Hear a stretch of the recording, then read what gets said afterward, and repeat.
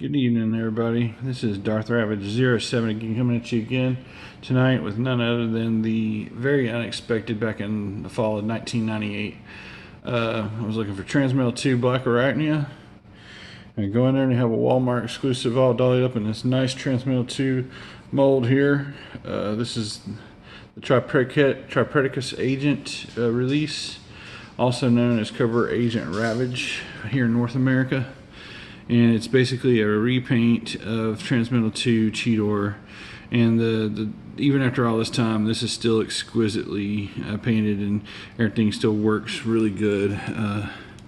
His spark chamber is very nice shade of purple. Really loved that about the Transmetal 2 figures. I thought this one would definitely be like in a bad shape with the gold metallic paint, but it just still looks as stunning as it did back then. And then it's got its little missile thing it can raise up here and launch out pretty good. Boom. And that also doubles as his gun in his robot mode. Covert Agent Ravage, if you've watched Beast Wars, was definitely nothing like this, nor did he change anything like this in Beast Wars. He was just he was the Covert Agent Ravage, looked a whole lot like Transmetal 2 Cheetor in robot mode, and I don't want to spoil the alt mode for those who have not watched it yet, but there was like 3 episodes toward the end of season 3, not season 3, in a season 2 leading into season 3, that were very vital. And Ravage makes his appearance into the Beast Wars, and he's a pretty superior warrior because he's been around forever, and these days he can talk and do really cool stuff. And it was just really nice to have that crossover from G1. They did a couple of episodes with like Starscream's ghost. I think that episode is called Possession. It's season 1 of Beast Wars. And then let's see what else. They had the Golden Disc being pretty much programmed and hid by original G1 Megatron, and that's what Megatron Beast Wars is taking his cues from. It's taking it directly from G1 Megatron, and it's just it's really cool how Beast Wars shook it up for me, because I was done with collecting. I was done with Transformers pretty much all over the place, and so Beast Wars hit me. I started collecting again like in 1996, actually 1997. It was 97. I got a hold of like Optimus Primal and Megatron from the first season of Beast Wars. Not soon after that, not too much more after that, they had the release for the Transmetal versions of Optimus Primal and Megatron. So I gobbled those up. And then fall of 1999, when me and my wife got married, they had, around the time we got married, they had Optimus, the third version of him, of Optimus Primal. They had a Megatron that turned into a really cool dragon, and then I'm trying to think of what else happened. Anyway, I'm not trying to just say, a lot of cool stuff happened in Beast Wars, and I was collecting again. So I could like watch the Beast Wars show, go to Walmart or Toys R Us back then, or KB Toys. I could find pretty much anything I was looking for. I remember watching Feral Scream, which was when Cheetor took on this third form of this mold, and I went to Walmart, found it like soon after watching it. So that was kind of cool to have that distribution there, to where it was on the American Airways, and then I could go to the store and find what I was looking for, bam, right off bat. And like I said, I don't really care for exclusives, but they made a lot of pieces, I guess, of this guy, and I just really do adore this after all this time. He's got all the cat articulations you could want with it.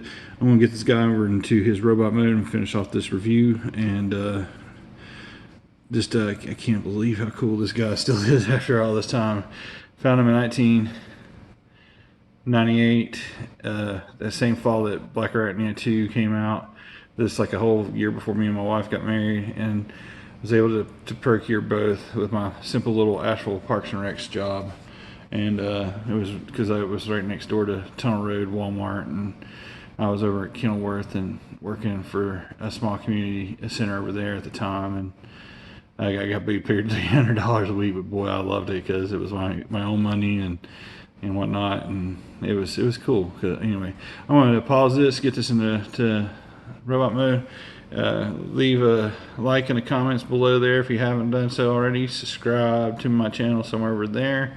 And when you do subscribe, make sure to set the notifications to all so you get all of my upcoming or new stuff when it's published out there. I do try to publish quite a bit, quite frequently on YouTube, just trying to get my back catalog worked up.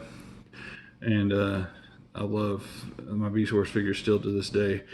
Alright, enough for me. Let me get this into robot mode. Thank you again for watching.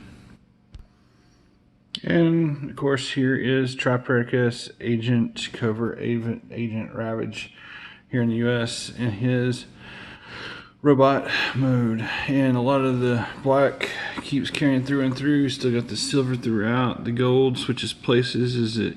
He does a little twist of the waist thing. He has some waist articulation. He's got the normal Beast Wars articulation for the most part. He has some wrist swivels there.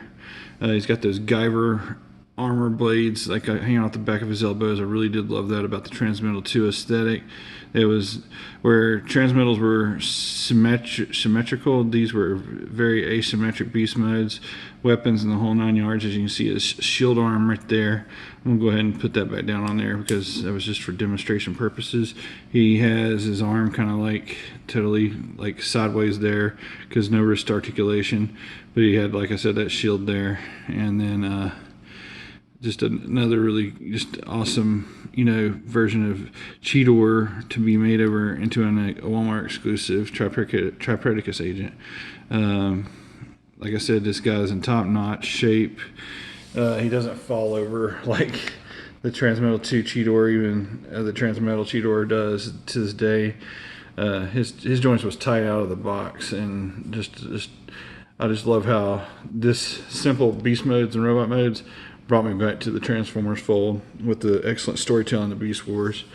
There's a gentleman named Benson Yee that's out there that he's a long-time Transformers fan, and he did some consulting to make sure that they got the episodes right, especially on the last three episodes of season 2, and it's just so worthy, guys. If you haven't caught it, you need to check and give it a watch. And you can go on Tubi and watch all the episodes of Beast Wars. Even though the graphics are dated now, they were done by Mainframe, which also did Reboot back in the mid-90s. And there was a couple other shows that have also been done by Mainframe. There was a Spider-Man 2 spin-off show from the movie Spider-Man 2 back in 2004. That was like the last big Mainframe thing that I was aware of.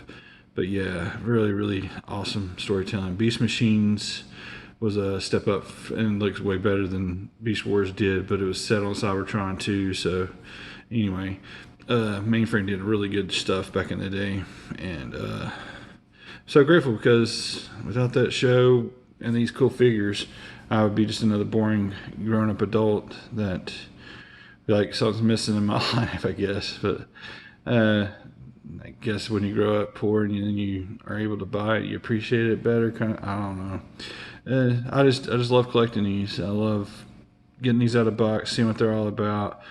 The storytelling helped out a whole bunch. If we can keep having good show, hopefully this Netflix show that's coming up in July will also solidify more Transformers fans in this generation, as it's like it's an anime on Netflix. Anyway, we'll see how it does.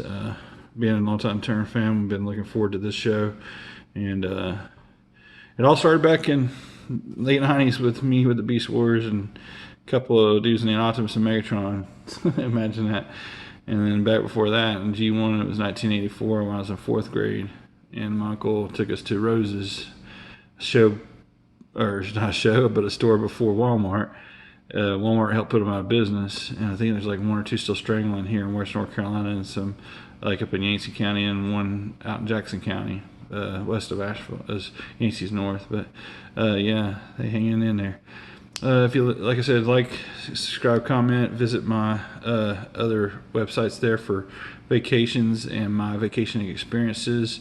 This is what I'm trying to sell to you once we do get the boats back in the water. If cruising's not your thing, we also have attractive land packages to go to some really nice resorts around the world with Cruises Inc. And guys, I thank you for those that have subscribed, and just want to make sure I can get above 50 here and then keep that train rolling to 100 and so on and so forth, like all the other greats before me. And mine's 5 to 10 minutes long. I'm at the 10-minute 30-second mark tonight. Just trying to tell the story and put myself out there. Thanks again, and till all are one. Have a good night.